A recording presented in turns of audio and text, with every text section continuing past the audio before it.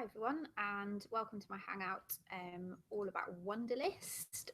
So Wunderlist is my new favourite to-do list app. For ages, I've just been finding something suitable for to-do lists. I have tried paper, spreadsheets, and all sorts of other apps, but I finally landed on this one, and I've been using it for the past few months. So it's really working quite well. So I'm just going to take you through some of the basic functions and how it works. It won't take long at all because it's fairly straightforward. So I'm just going to take you through. This is how you view it on a PC, but the view will look very similar on either the app for phone or tablet. So they'll all look fairly similar. What you can see down the left hand side here are all the different categories that you can look at to view your lists. So you can see the inbox at the top there. The inbox is used for to-do list items that you can't yet categorize into any of your other categories. So it's maybe just something that you're handed last minute, something that you need to get done quickly. And so I just add it into my inbox because I know that it's something that I'll probably deal with that day and it's not going to be one of the longer term tasks. You can also see there's an assigned to me category. This is used so you can assign tasks to one another. So if you're working on a collaborative project, either as a group of staff or as a group of students, you can actually identify people that are going to take charge of a particular to-do list item in a project. And so any that have been assigned to you, you can go straight into those so that you skip having to read through all the items that other people are taking charge of. I use the starred category quite a lot. So the starred category, I use it every morning just to kind of decide what my to-dos for the day will be. So I'll show you in a minute, but you can move your to-dos up and down depending on where they are priority-wise. And then I start anything for the week ahead so that I know what I'm working on that week, but at the top of the list will be the things for that day. What you can see underneath there are if you add particular dates to tasks. So if you've got deadlines for particular tasks, then they'll end up in either the today box or the weekly box. I'll show you a couple of ways of setting dates. One of them is a little bit easier than the other.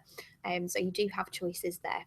So what you can see underneath is that I've got folders, which are kind of the overarching heading. And then you've got sort of project lists underneath. And what you can see on the main screen here are the to-do lists that belong in each of the projects. So you can see that I've got plenty in project 2. And what we might do now is add some to project 1 and 3.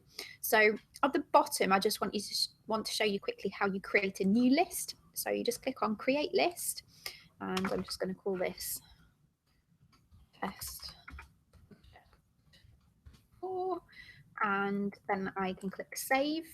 What it will do is automatically bung it at the bottom of your list, but then you can move it into whichever category you want.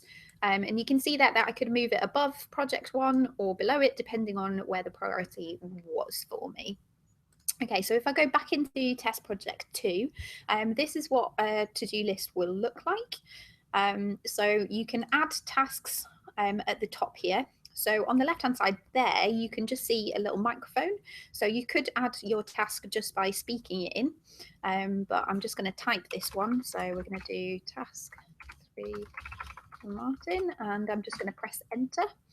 So then it is as easy as that to add a basic to do to your list. Now this is often what I'll do, so I won't do any of the dates or anything like that, but I will take you through how to do those. Now, if you complete a to-do, you just click in the box on the left-hand side and the checkbox will make it disappear. Now, if you wanted to retrieve a to-do item because you haven't quite completed it, you can click on Show Completed To-Dos and you'll see anything that has been previously completed. You'll also see, obviously, these were completed minutes ago because it's a new project list. But if they were days, then it would obviously indicate when those had been completed. If I want to reopen an item, I just click on it and it'll appear back in the top list rather than the completed list.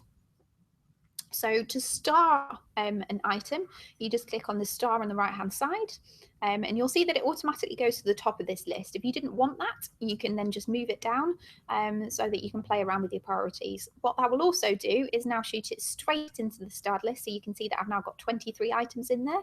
If I unstar it, it won't automatically move, but I can move it down if I want to.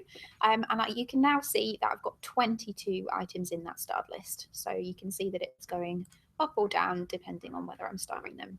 Now, the other thing that you can do with these to-do lists, as I've mentioned before, is to assign tasks. So I found this really useful for collaborative projects at work, but I think it's great for students as well to be able to kind of have a to-do list that they share, but that they assign different tasks to different people. So next to a to-do list once created, you just double click on it to open the editing sort of options. And I can assign this to James because I've added him to my list. I could add a comment or a note if I wanted to. I can also add a file.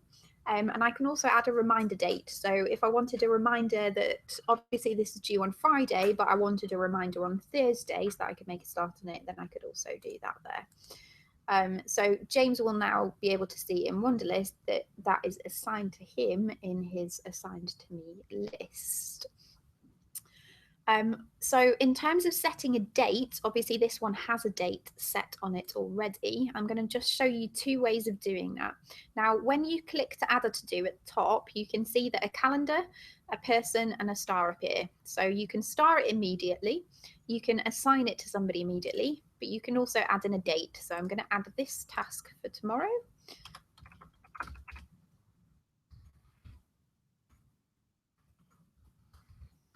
And I'm just going to add on that to do. So you can see that there it's telling me it's tomorrow. What I can also do is add in a task. Task to Sarah for Tuesday and press enter. Now, what is slightly inconvenient is that it does get rid of Tuesday. So it now says task for Sarah for, but then at the right hand side, you can see that it's automatically calculated when Tuesday is, and it's given me the date that that is due. So when I go into the weekly view next week, I'll be able to see that that is there for Tuesday. Now, I personally don't often use the dates, but they are there should you want them. I mostly use the stars to identify priorities for projects. So that's Wunderlist in a nutshell. Very easy to use. You can get it on a PC. I believe there's also a Chrome app. So every time you open a new tab on Chrome, your to-do list will appear, which sounds very useful. But you can also get it as an app for your phone or tablet. Okay, thanks very much for watching and enjoy using Wunderlist.